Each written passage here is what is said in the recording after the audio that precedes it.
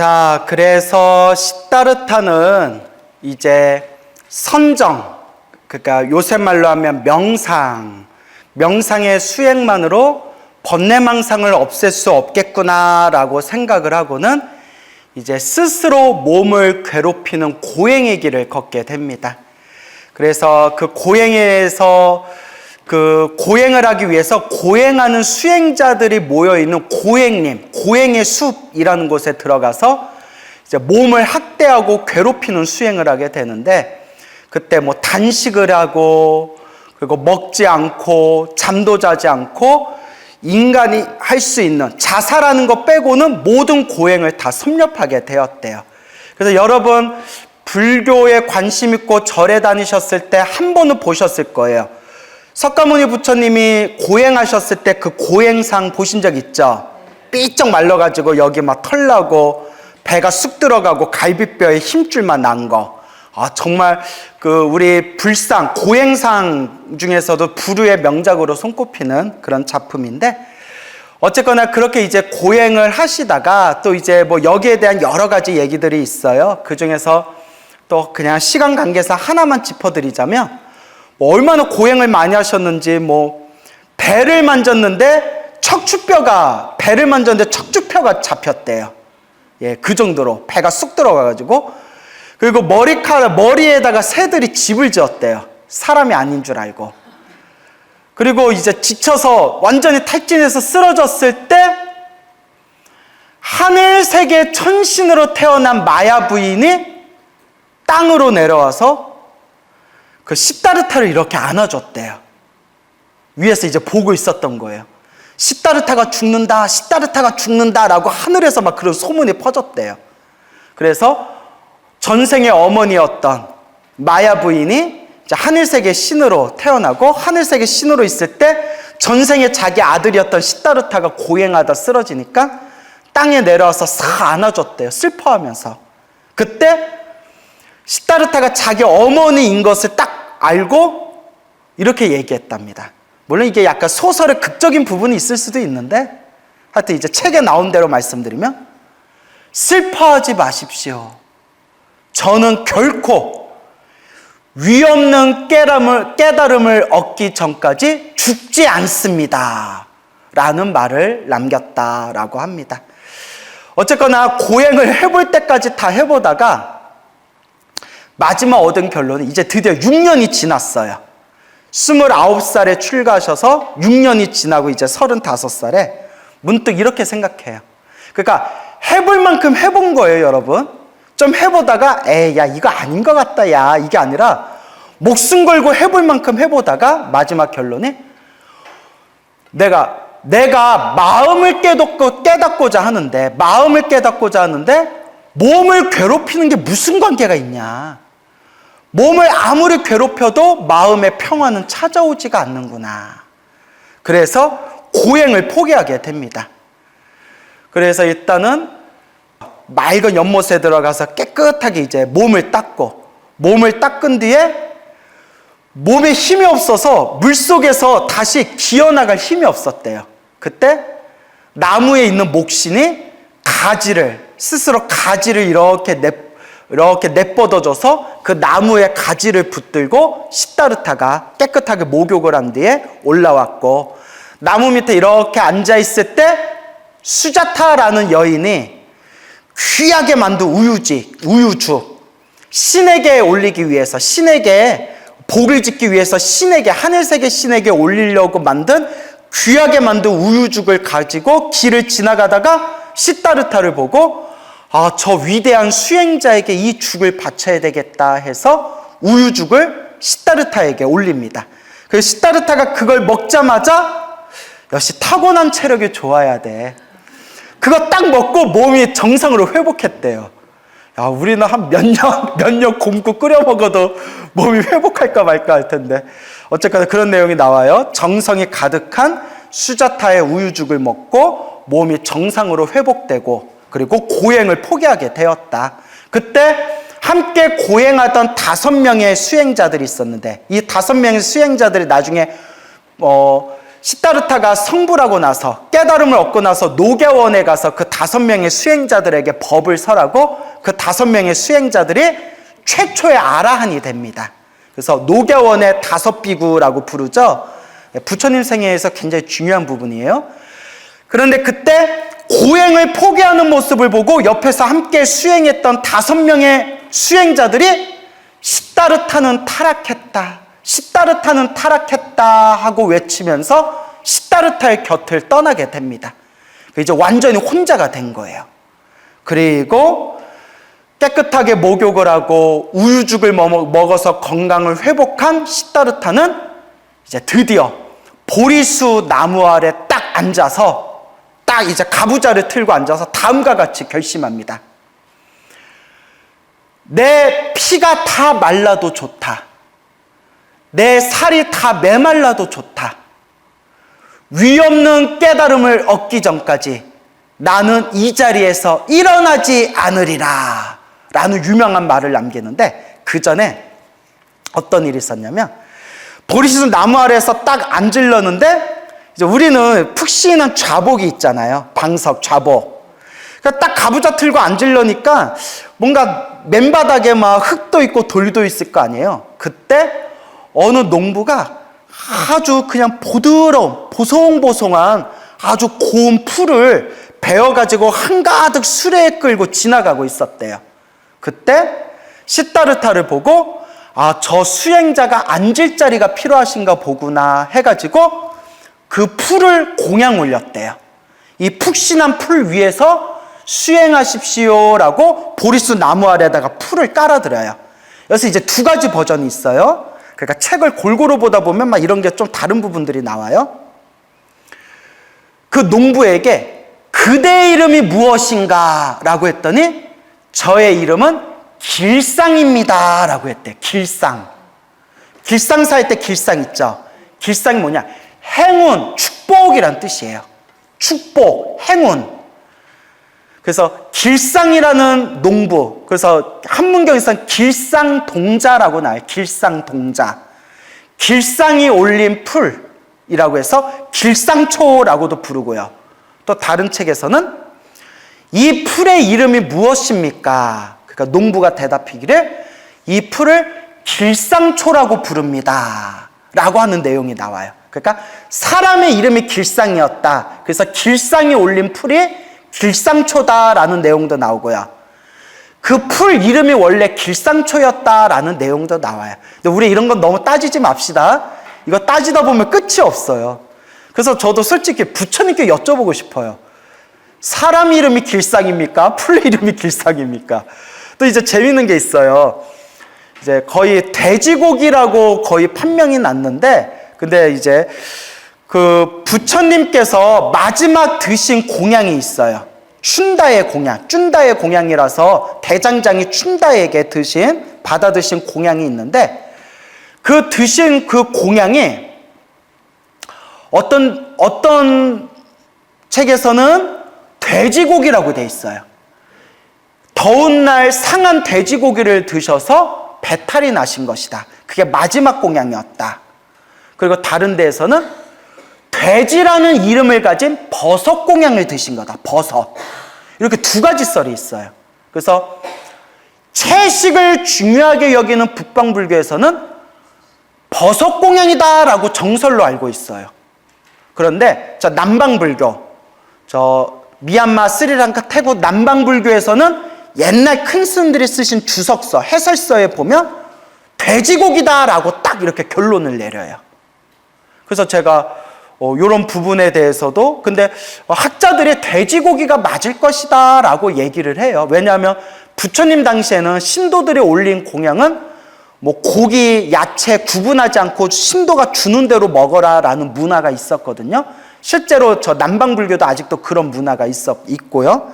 근데 이런 부분은 깊이 따지면 솔직히 답이 나온다 안 나온다? 예, 안 나온다. 다만 쭌다라는 사람이 마지막 공양을 올렸다. 뭐 요 정도까지만 이해하시면 될 것 같아요. 그래서 그 길상이라는 풀을 얻고 나서 시다르타 딱 생각했대요. 참으로 좋은 징조이다. 그래서 길상이라는 말이 좋은 조짐, 참 좋은 징조라는 뜻도 담겨져 있어요. 축복, 행운을 뜻하는 좋은 조짐. 그래서 이게 이 길상이라는 풀을 위해서 내가 이제 마지막 정진에 들어간다. 참으로 좋은 징조이다. 그리고 보리수 나무 아래에서 딱 별가부자를 틀고 당신만의 깊은 수행에 들어가시는데, 이제 과연 시다르타가 성불하기 직전에 보리수 나무 아래에서 하셨던 수행이 무엇이냐, 이거를 따로 연구하시던 큰 스님들이 계셨어요. 근데 이거는 경전마다 좀 달라요. 어떤 분은 호흡을 관찰하는 수식관으로 들어가셨다. 호흡을 관찰하는 호흡 수행으로 들어가셨다라고 주장하는 분도 있고, 어떤 분은 이렇게 마음을 관찰하는 관법으로 들어가셨다. 또는 연기법, 일어나고 사라지고 일어나고 사라지는 그 연기법, 인연법을 관찰하셨다. 이걸 이제 경전에선 정형화해서 12연기법이라고 나오거든요. 그러니까 요건 또 이제 조금 주장하시는 분들이 달라서, 어쨌거나 보리수 나무 아래서 딱 앉아서 내 뼈가 다 사라져도 좋고, 내 살이 다 메말라도 좋고, 내 피가 다 말라붙어도 좋다. 위없는 깨달음을 얻기 전까지 이 자리에서 일어나지 않으리라 하고 딱 깊은 그런 어떤 경지에 딱 들어가셨을 때, 하늘 세계 중에서 타와 자제천이라는 하늘 세계가 있어요. 무슨 천? 타와 자제천. 타와 자제천에 마왕이 살고 있대요. 마왕 파순이라고 불러요. 마왕 파순의 궁전이 막 진동을 일으키면서 지진이 났대요. 놀래가지고 이게 무슨 일이냐. 마왕 파순이 놀래가지고 이게 무슨 일이냐. 이 세상에 어떤 존재도 내 궁전을 흔들 수가 없는데 이게 무슨 일이냐 하고 그 이유를 살펴봤더니, 바야흐로 보리수 나무 아래 시다르타가 성불하기 직전에 이르게 된 거예요. 그때 마왕 파순이 무슨 생각을 하냐면, 마왕 파순은 욕망의 세계를 지배하는 왕이에요. 욕망의 세계. 이 세상에 부처님이 출현하시고 부처님의 법이 세상에 널리 전해지고 부처님의 법을 배우는 수행자들과 불자들이 늘어나게 되면 내 욕망의 세계에서 벗어나는 존재들이 늘어나게 될 것이고, 나의 힘은 그만큼, 나의 세력은 약화될 것이다. 저걸 막아야 된다 해가지고 막 근심걱정에 빠졌을 때, 마왕의 세 딸이 아버지 걱정하지 마세요. 이 세상에 우리가 유혹할 수 없는 남자는 없습니다. 지도 남자인데 우리한테 안 빠지겠습니까? 이러면서 그 세 딸이 온갖 요염한 모습으로 보리수 나무 아래 시다르타 앞에서 이제 그냥 책에 나온 대로, 아주 막 그냥 절묘하게 묘사하고 있는데, 요새 애들 말로 하면 완전 스트립쇼를 벌입니다. 스트립쇼를 벌여요. 그거 막 별의별 내용이네. 하품하는 척 하면서 다리를 꼬았고, 살짝 겨드랑이를 보여줬고, 하얀 새결을 보여주듯 말듯 했고, 막 묘한 이상한 콧소리를 내었고, 막 이런 게 책에 다 나와요. 제가 지어내는 게 아니라. 물론 후대 사람들이 뭔가 재미를 부여하기 위해서, 불자들한테 믿음을 더 일으키기 위해서 좀 지어낸 걸 수도 있어요. 하지만 책에는 그런 수십 가지의 모습으로 시다르타를 유혹하는 내용이 나옵니다. 그때 그녀들이 이렇게 얘기하는 거예요. 놀아요. 언제 놀아요? 젊어서 놀아요. 아니, 젊고 잘생긴 분이 지금 나무 밑에서 뭐 하고 있는 겁니까? 우리 함께 놀아요 라고 했을 때, 이미 시다르타는 전생부터 이미 삼아승 직업을 닦아서 부처님이 되기로 결정된 분이래요. 그래서 뭐라고 하냐면,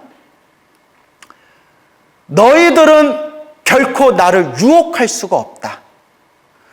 너희들의 모습은 참으로 아름답지만, 남들 눈으로 보기에는 아름답겠지만, 나는 너희들의 진실을 안다. 너희들의 겉가죽은 참으로 아름답지만 너희들 뱃속에는 똥과 오줌이 가득하구나 라고 외쳐요. 물론 대사가 책마다 또 버전이 달라요.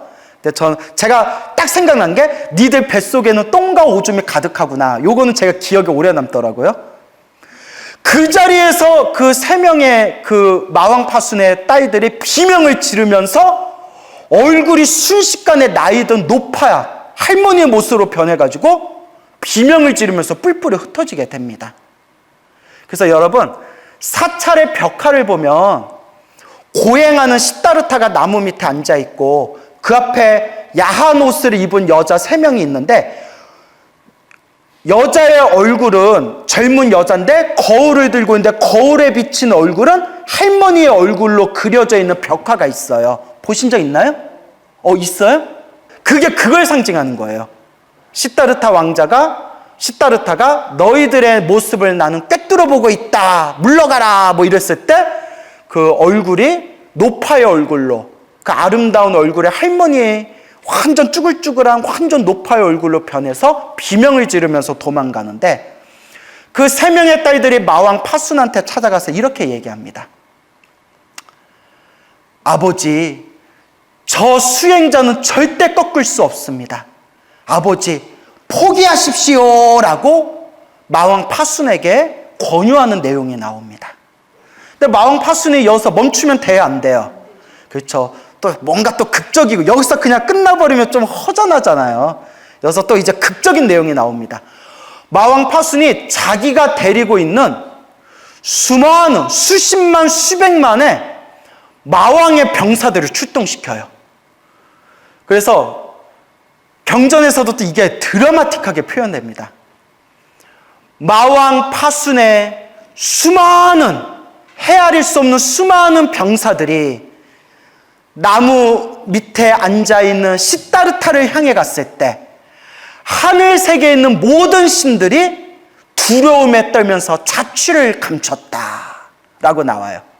근데 저는 이것도 그러니까 제 생각에는 설마 또 하늘 세계 신들이 마왕의 병사들이 두려워서 도망갔겠어요? 근데 무언가 극적이고 멋있게 표현하려면 저 마왕, 수많은 마왕들이 시다르타를 공격하려고 했을 때 누가 좀 없어져야 분위기가 좀 무르익어요? 하늘의 천신들조차 두려움에 떨면서 도망갔다 해야 뭔가 이야기가 더 극적이잖아요. 그죠?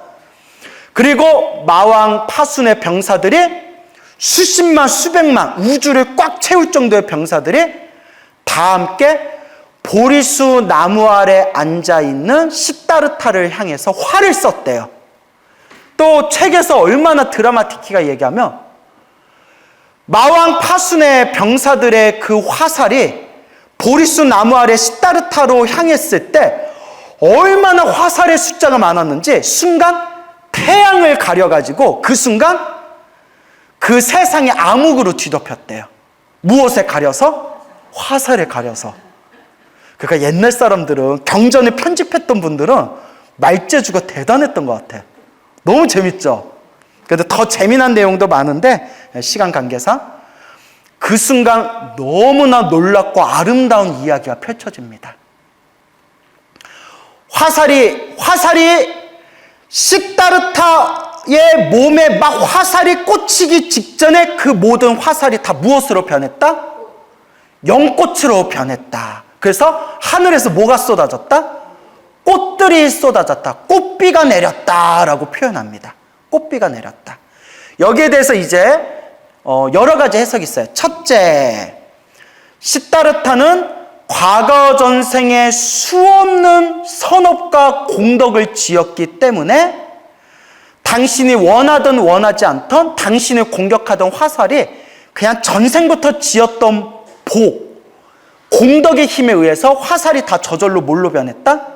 꽃으로 변한 것이다 라는 말도 있고요. 다 뭐 비슷비슷한 거죠. 또 하나는 시다르타가 그 순간 화살이 날라왔을 때 그 병사들에 대해서 자비심을 일으켰기 때문에 그 놀랍고도 깊은 자비심의 힘에 의해서 화살이 저절로 무엇으로 변했다? 꽃으로 변했다 라는 이야기가 있습니다. 마왕 파수의 병사들이 자기들을 쏜 화살이 꽃으로 변해서 꽃비가 내리는 걸 보고 다들 그 자리에서 기겁을 해가지고 비명을 지르면서 뿔뿔이 흩어졌다고 합니다. 그 병사들도 마왕 파순을 찾아가서 왕이시여, 저 수행자는 꺾을 수가 없습니다. 그러니 저 수행자를 이기겠다는 마음을 버리십시오, 왕이시여 라고 권유를 했다고 합니다. 그래서 이제 마지막에 이제 마왕 파순이 나타나요. 마왕 파순이 나타나는데 여기에 이제 또 북방불교 불교설에는 하나가 더 나와요. 마왕 파순하고 이제 밀당을 하는데 마왕 파순이 이렇게 얘기해요.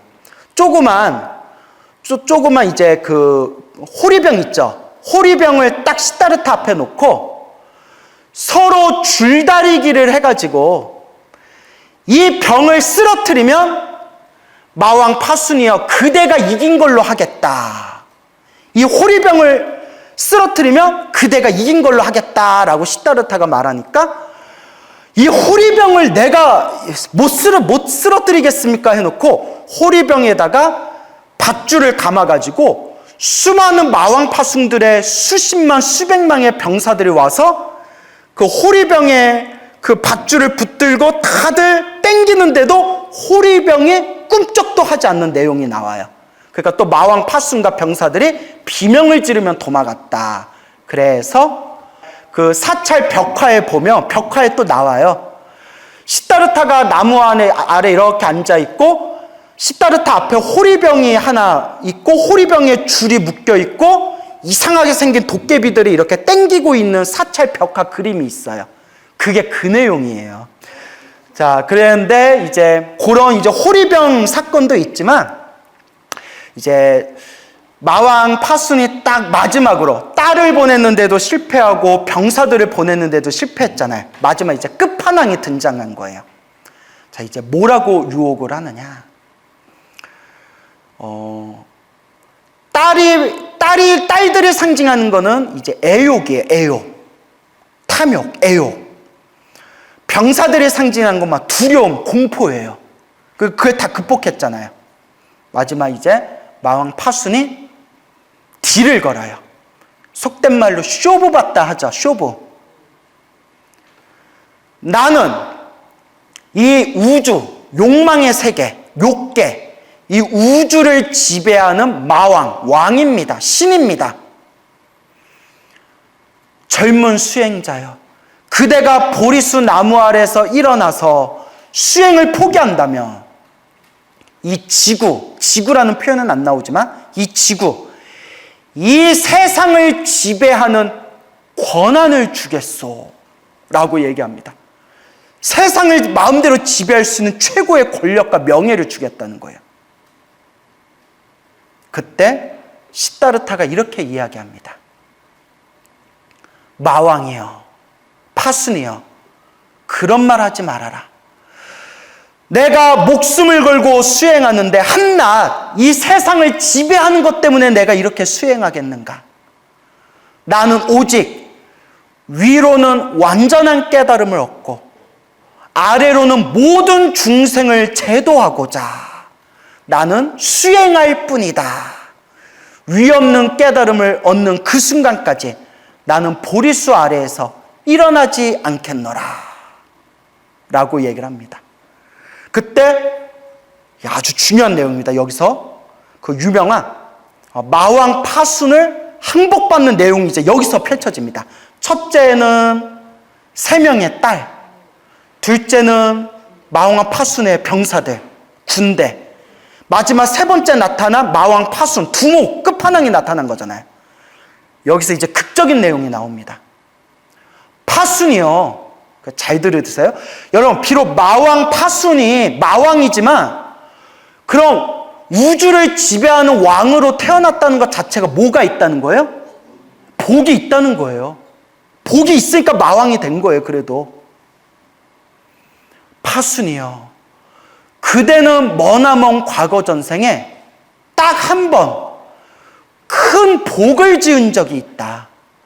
한 번 큰 복을 지은 적이 있어서 이 우주를 지배하는 왕으로 태어났을 뿐이고, 나는 헤아릴 수 없는 머나먼 과거 전생에서부터 도저히 말로써 헤아릴 수 없는 수많은 복과 선업과 공덕을 닦았다. 내가 지은 공덕과 그대가 지은 복은 비교조차 할 수가 없다. 그런데 어찌 나를 이기려 하느냐. 그러니까 전생에 큰 복 한 번 지었을 뿐인데 파수는 우주를 지배하는 왕이 된 거예요. 마왕 파순이 말을 쫙 꼬아가지고 이렇게 질문을 던집니다. 좋다. 그대 젊은 수행자여. 내가 전생에 큰 복을 지어서 내가 우주를 지배하는 마왕으로 태어났다는 것은 지금 그대 입으로 증명을 했다. 그대가 인정을 했다. 그대가 과거 전생에서부터 수많은 선업과 공덕을 지어왔다는 것은 누가 증명할 거냐? 누가 증명할 거냐? 여기서 이제 또 책에서, 어떤 책에서 이걸 또 극적으로 표현하려고 수많은 하늘세계 천신들이 마왕 파순이 두려워서 자취를 감추고 숨어 있어서 아무도 증명하려 하지 않았다. 뭐 이런 내용이 또 나오는 거예요. 이렇게 뭔가 주인공이 위기가 있어야 더 돋보이잖아요.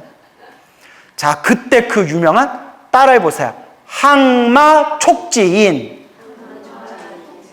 항마촉지. 예, 이는 수인, 손가락 모양이라는 거예요. 항마, 마왕에게 항복받은 촉지, 가리킬 촉, 손가락으로 가리키다. 마왕을 항복받은 손가락으로 가리킨 손모양, 항마촉지인. 그래서 여러분, 석가모니 부처님이나 우리 저 석굴암이나 우리 눈앞에 부처님 보이죠? 오른손을 무릎 위에 이렇게 올리고 있죠? 사실 손 모양을 자세히 보면 손가락으로 땅을 가리키는 거예요. 뭔지 알겠죠? 손가락으로 땅을 가리키는 건데 이렇게 하면 날카로워 보니까 살짝 손으로 땅을 가리키듯 말듯 가리키듯 말듯 가리키는 너 뭐 이런 거 있잖아요. 그렇게 손가락을 땅을 가리키는 모양으로 오른손을 무릎 위에 이렇게 올려놓은 거예요. 느껴지죠? 알고 보니까 저게 항마촉진이에요. 그대가 전생에서부터, 수없는 전생에서부터 공덕을 지었다는 것을 누가 증명하겠느냐 했을 때 시다르타가 손가락으로 땅을 가리키니 순간 땅이 진동을 일으키면서 땅 속에서 대지의 여신이 나타났대요. 누가 나타났다? 땅의 여신. 수많은 그 땅의 역사를 증명하고 있는 땅의 여신이 나타나서, 대지의 여신이 나타나서 합장하고 공경하면서 이렇게 외쳤대요. 제가 증명합니다. 제가 증명합니다. 이제 시다르타를 향해서 보살님이라고 불러요. 보살. 보살께서 수많은 과거 전생에서부터 헤아릴 수 없는 수많은 선업과 공덕을 닦아왔음을, 수많은 육바라밀 공덕을 완성하였음을 땅의 여신인 대지를 증명하는 제가 증명하겠습니다 하니 그 순간 마왕 파순이 도저히 이길 수가 없구나 비명을 지르며 결국은 멀리 사라져버렸다. 그래서 마왕 파순이 비명을 지르며 사라지고 마왕에게 항복받은 손가락, 그래서 무슨 수인? 항마촉지인, 석가모니 부처님을 상징하는 손모양이에요. 무슨 말인지 알겠죠? 예, 이게 아주 중요한 겁니다. 그래서 여러분, 이제 마왕 얘기가 하나 나와서 그런 건데, 우리 주변에 보면 사람은 못됐는데, 사람이 못되고 나쁜 짓을 하는데, 예를 들어 범죄 조직의 우두머리, 엄청난 막 세계를 지배하는 범죄 조직의 우두머리나 뭐 독재자들, 황제와 같은 권력을 가진 독재자들, 이런 이들도 지금 나쁜 삶을 살지만 뭐가 있기 때문에 누리고 있는 거예요? 복이 있어서 누리고 있는 거예요. 그래서 엄청난 복을 가지고 나쁜 짓을 하는 사람들의 복을 불교에서 뭐라고 표현하냐면 마왕의 복이다라고 표현해요. 무엇의 복? 복은 복이지만 무슨 복이에요? 마군이 복이라고 해요. 결국 마왕의 복. 결국 복을 짓는 삶일까요? 복을 까먹는 삶일까요? 복을 까먹는 삶이죠. 그래서 마왕 파순, 과거에도 수많은 마왕들이 있었거든요. 이 마왕들은 부처님의 깨달음과 수행자들의 수행을 방해했기 때문에 이 마왕들은 죽어서 지옥에 떨어지게 돼요. 그래서 이 복을 무엇의 복이라고 부른다? 마왕의 복이라고 부르게 된다. 아시겠죠? 그래서 이제 모든 번뇌와 모든 이제 그런 마구니의 장애에서 완전히 벗어나게 된 시다르타가 아무런 장애나 방해 없이 이제 오롯하게 순수하게 깊은 경지에 들어가게 되고, 그래서 경전에서 이와 같이 표현합니다. 자, 따라해보세요. 초야, 중야, 후야. 초야는 초저녁, 중야는 한밤중, 후야는 뭘까요? 새벽녘.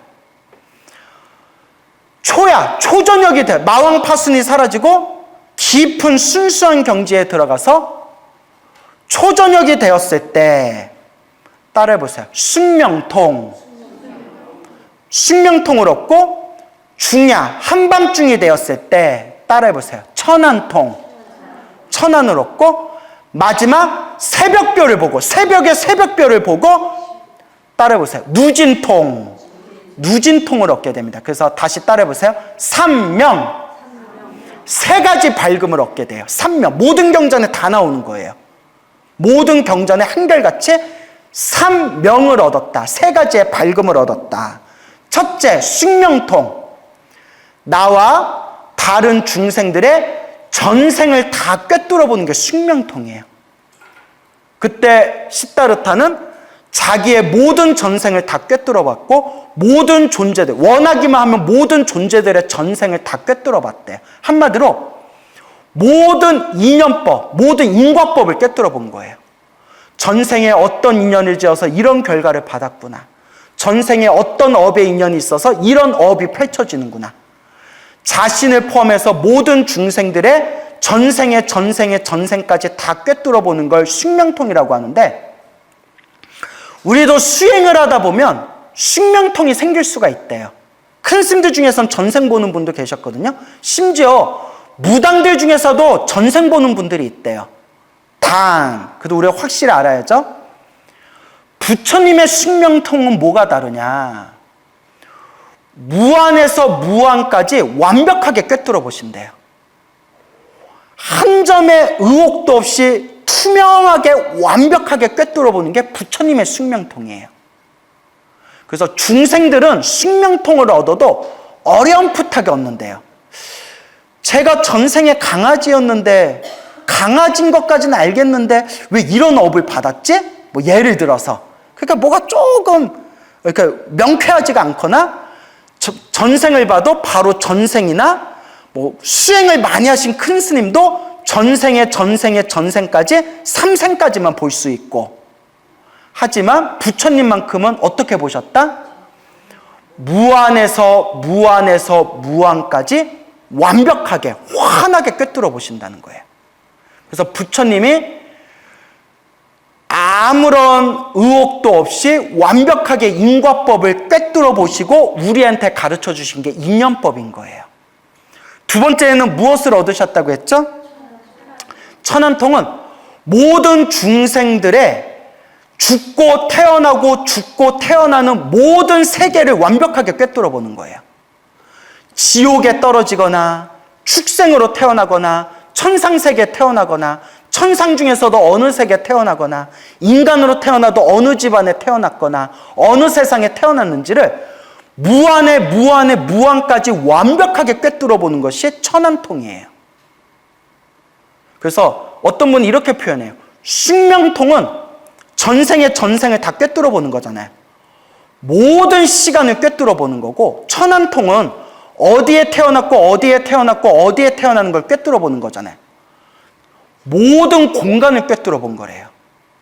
숙명통은 모든 시간을 꿰뚫어 보고, 천안통은 모든 공간을 꿰뚫어 봐서 모든 시간과 공간을 완벽하게 꿰뚫어 보신 분이 바로 부처님의 지혜라는 거예요. 그리고 이러한 모든 일어나고 사라지는 인연법을 완벽하게 꿰뚫어 본 뒤에 마지막, 이게 제일 중요한 거예요. 새벽별을 보시고 무엇을 얻으셨다? 누진통. 그 통이란 말을 안 쓰고 누진치, 지혜 지자를 쓰기도 해요. 누진치, 지혜다. 단순히 신통이 아니라 지혜다. 누진지가 뭐냐? 누진통. 뭐 또 누진세 이러면 안 돼요? 따라서 누가 번뇌란 뜻이에요. 그래서 뭐 무류라는 말 들어보셨죠? 그냥 들은 걸로 칩시다. 무루라고. 루가 셀루자예요. 우리 번뇌가 자꾸 새어나가거든요. 지는 다할진, 끝진. 뭐가 다했다? 번뇌가 다했다. 끝진. 번뇌가 끝났다란 뜻이에요. 모든 번뇌가 끝난 완전한 지혜를 누진통, 누진치라고 해요. 그리고 우리가 새벽별을 보시고 비로소 완전한 깨달음을 얻으셨다. 보리수 나무 아래에서 완전한 깨달음을 얻으셨으니 그분이 바로 누구시다? 그분이 바로 석가모니 부처님이시다 라고 이야기하고 있습니다. 아시겠죠? 자, 그래서 여기서 이제 한 가지 여러분들이 생각해 봐야 될 문제가, 조금만 부연 설명 드리자면, 부처님이 몇 년 고행하셨죠? 6년 고행. 이게 좀 중요한 부분이라서 말씀드리는 건데, 과거에도 수많은 부처님이 출연했다고 했죠. 근데 과거에 출연하셨던 부처님들은 머리 깎고 출가해서 깨달음을 빨리 얻으셨대요. 근데 석가모니 부처님은 몇 년 걸리셨어요? 6년. 그것도 뭐 하셔서? 고생을 해가지고 6년을 고행을 해가지고 성불을 하신 거예요. 자, 여기에 대해서 두 가지 해석이 있어요. 첫 번째 해석, 석가모니 부처님이 머나먼 과거 전생 우리와 똑같은 중생이었을 때 큰 구업을 지으셨대. 무엇을 지으셨다? 구업을 지으셨는데, 어떤 구업을 지으셨냐?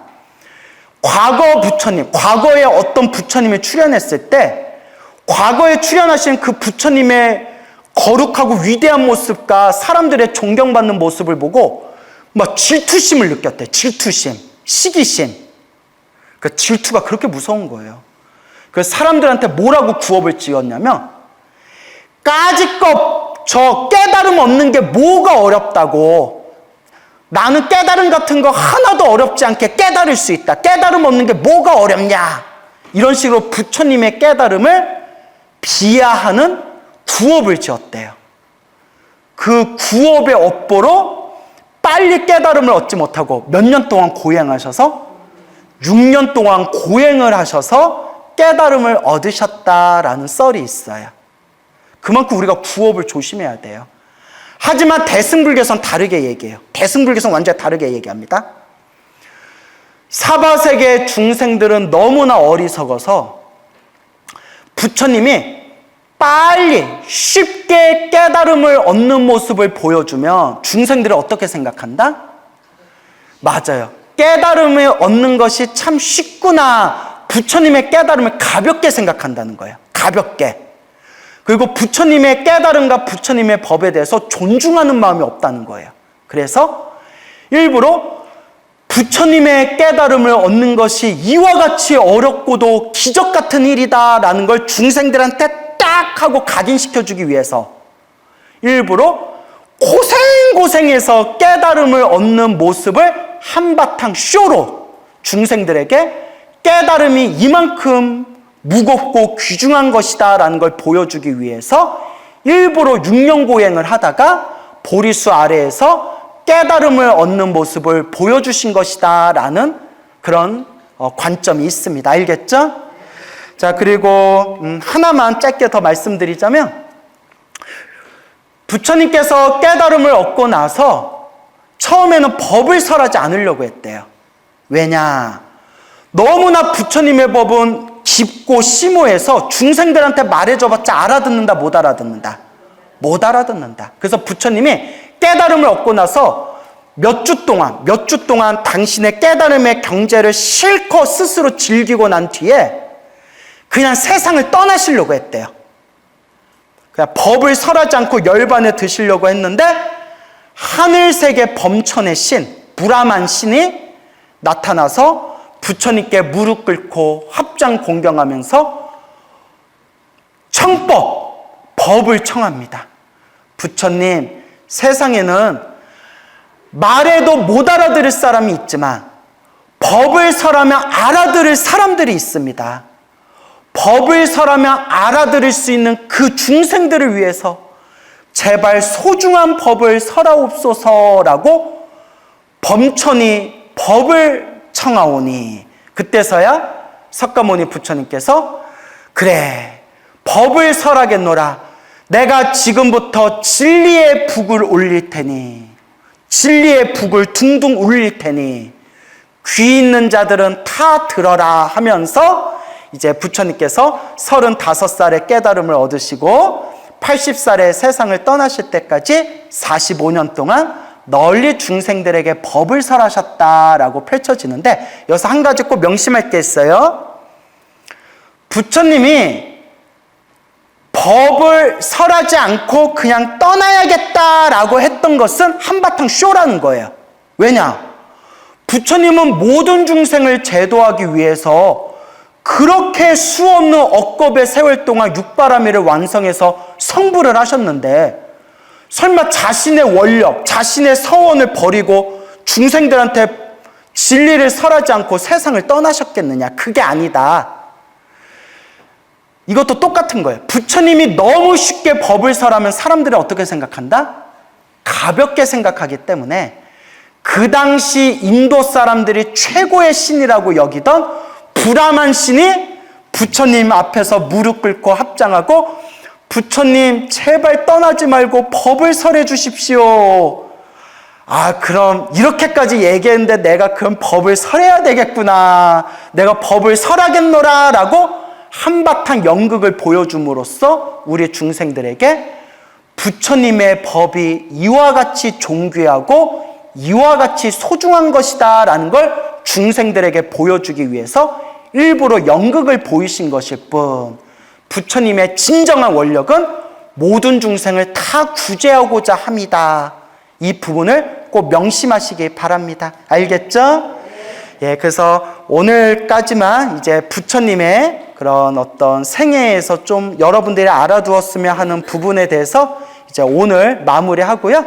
다음 시간부터는 이제 부처님께서 중생들에게 법을 펼치시면서 우리 스님들과 그리고 수많은 불자들이 이제 경험했던 그런 부처님과 제자들의 또 재미난 이야기, 그런 불교설화를 함께 공부하면서 우리 인과법, 인연법에 대해서 고민하는 시간 가져보도록 하겠습니다.